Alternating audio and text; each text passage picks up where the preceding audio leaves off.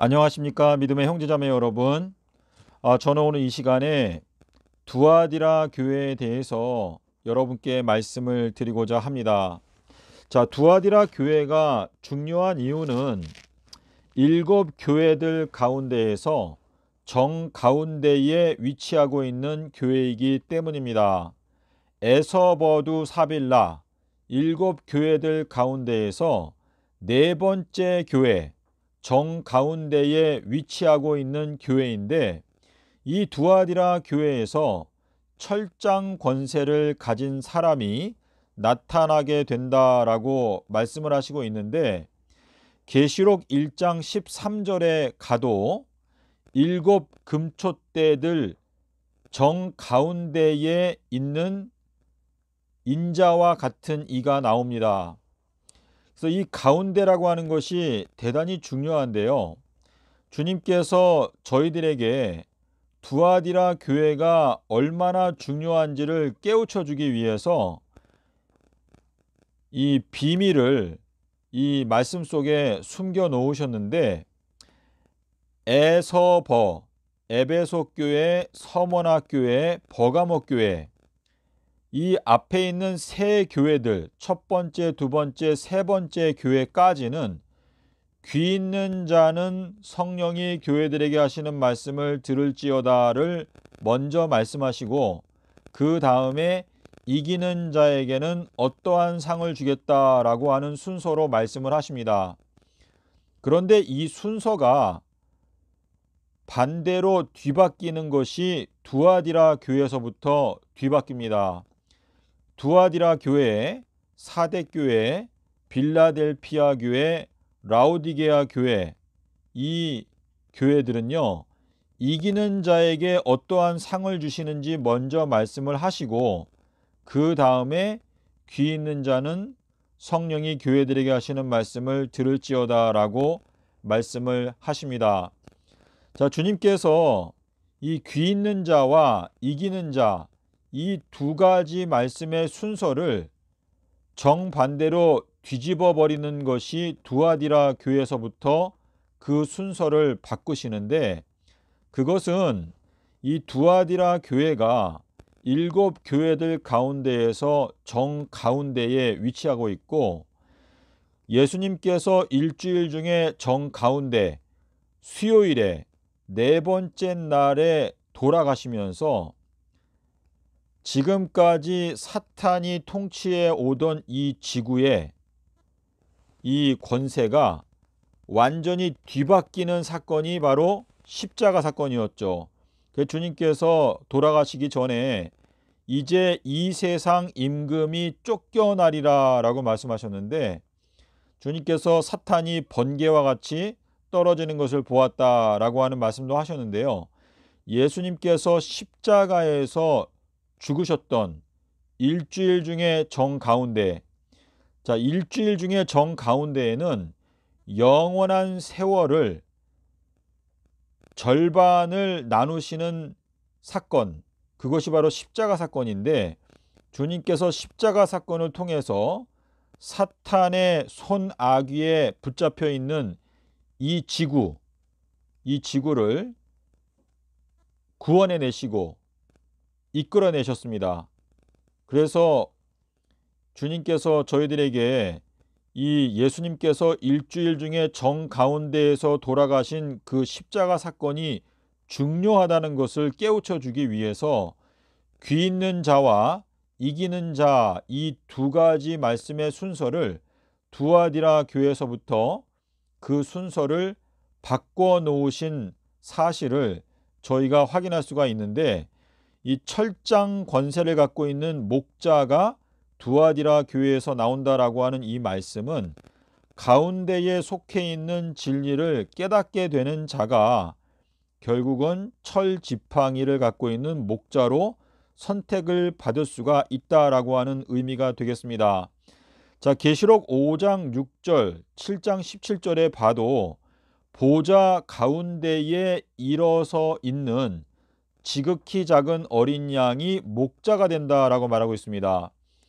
자, 여기에 보좌 가운데라고 되어 있는데, 히브리서 12장 2절에 보면 예수님께서는 보좌 우편에 앉아 계신다라고 기록하고 있습니다. 그런데 계시록 5장에는 보좌 가운데에 일어섰다라는 것은 깨달았다라고 하는 뜻인데요. 보좌 가운데 일어서 있는 지극히 작은 어린 양이 나옵니다. 그래서 다니엘서 9장 27절에서 일주일의 가운데에서 십자가에서 죽으신 예수님을 설명하고 있는데, 자, 밤중 소리. 자, 밤중도 밤의 가운데 밤이라고 하는 뜻인데요.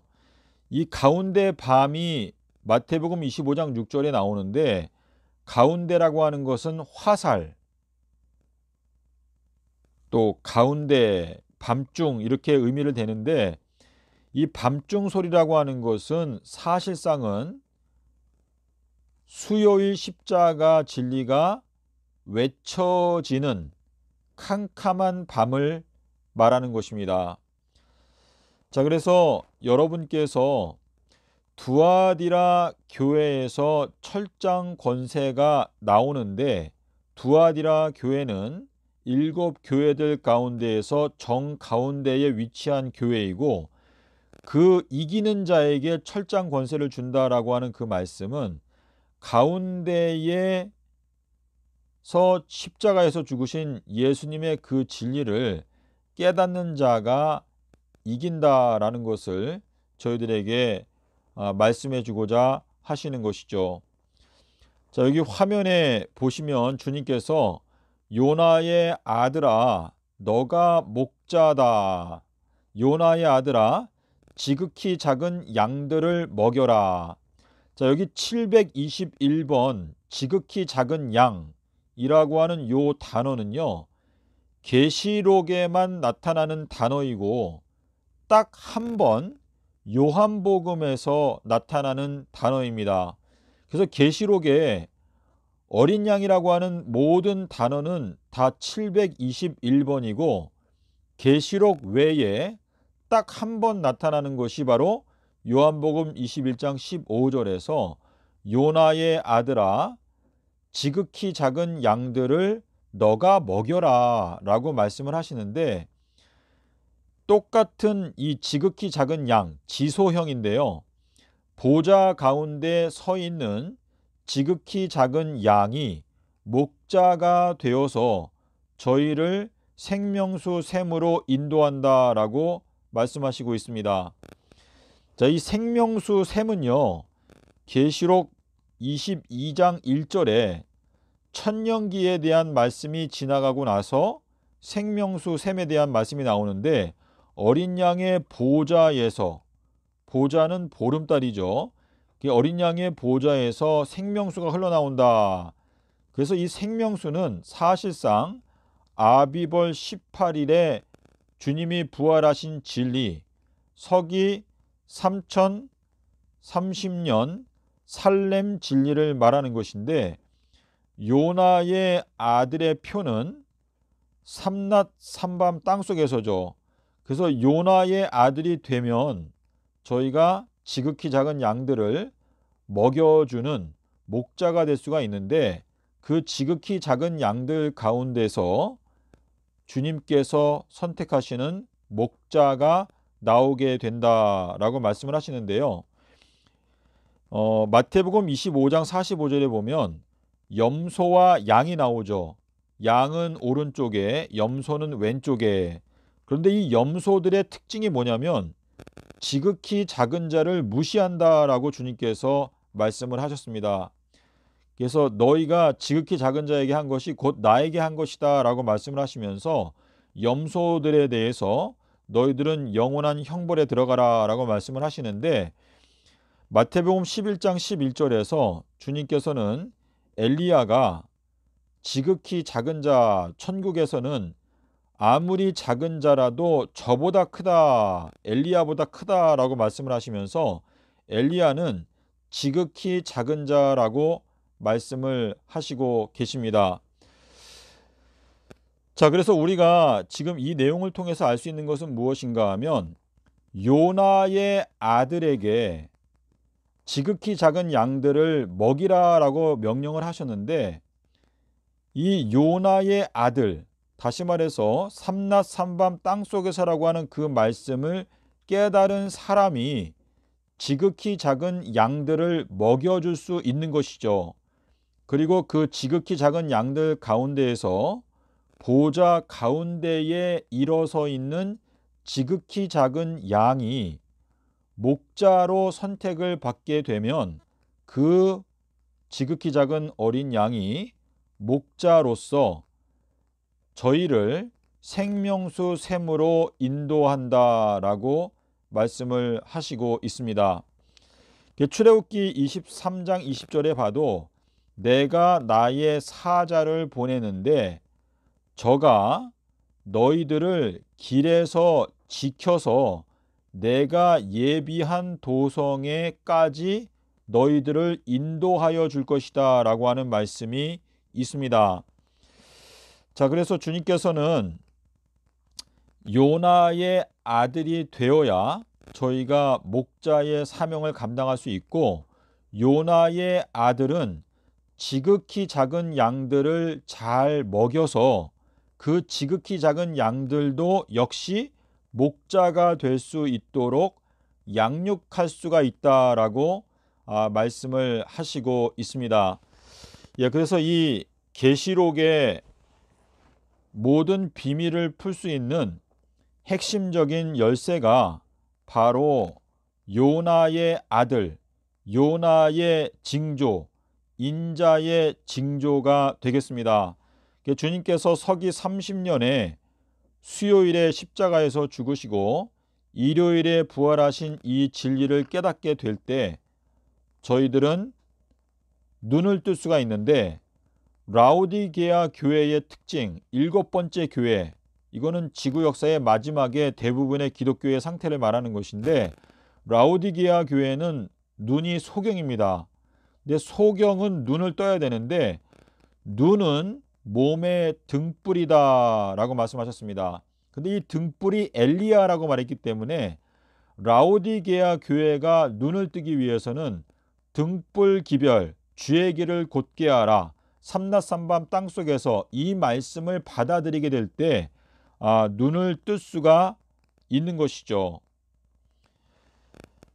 그리고 베드로후서 1장 19절에 보면 예언의 말씀은 어두운 데를 비치는 등불과 같다라고 말하고 있거든요. 근데 거기에도 등불이 나오는데, 자, 율법과 선지자는 요한까지다, 율법과 선지자는 엘리야까지다 라고 하는 뜻인데, 이 예언의 말씀을 깨닫는 게 엘리야가 깨닫기 때문에 엘리야가 예언을 설명하고 그 예언은 어두운 데를 비치는 등불이다.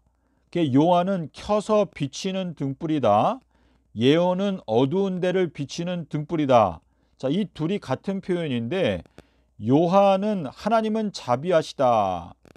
그래서 요한이 주의 길을 예비하는 사자로 왔죠. 그래서 요한은 켜서 비치는 등불인데 요한이 엘리야가 예언을 깨달았기 때문에 예언은 어두운 데를 비치는 등불인데 이 엘리야가 새벽별의 깨달음을 주기 때문에 예언이 어두운 데를 비치는 등불로서 새벽별이 너희들의 마음에 떠오를 때까지 예언을 공부하는 것, 연구하는 것이 중요하다라고 말씀을 하시는 것이죠. 자, 그래서 지금 여기 요 화면에 보시면은요, 새벽별의 의미라고 제가 적어놨는데, 저물 때 밤중에 다굴 때 새벽에, 이것은 밤 1경, 2경, 3경, 4경인데요. 밤의 한 경점은 천년과 같다라고 시편 90편 4절에 기록하고 있습니다. 천년이 밤의 한 경점인데 주님께서는 밤 4경에 오신다라고 마태복음 14장에 기록되어져 있습니다. 그래서 밤 4경은 새벽별이 뜨는 때, 그래서 AD 3030년 새 예루살렘이 내려올 때 주님이 오시는데 새벽별을 찾기까지 예언을 연구하라, 이 말씀은 서기 3030년에 주님께서 오신다라는 것을 깨달을 때까지 연구하라. 근데 이게 요나의 아들 후서 1장 19절에 적혀 있는 말씀입니다. 그래서 밤중 소리라고 하는 것도 화살의 밤의 소리인데 밤중은 밤 이경이죠. 밤 이경이 언제 끝나는가? 2030년에 끝납니다. 그래서 화살은 가운데 수요일 십자가 진리를 말하는 것인데 잠언 7장 23절에 보면 화살이 음녀의 간을 뚫어버린다. 바벨론의 간을 뚫어버린다라고 하는 말씀은 수요일 십자가 진리가 바벨론을 멸망시킨다라고 말씀을 하고 계시는 것입니다. 자, 제가 어느 정도 설명을 드렸는데요. 여러분께서 기도하시는 마음으로 마음 가운데 받아들일 수 있는 것은 받아들이시고 또 좀 받아들이기 어려운 것은 좀 보류해 놓고 기도하시면서 말씀을 좀 더 깊이 알아가게 되는 여러분이 되시길 바랍니다. 감사합니다.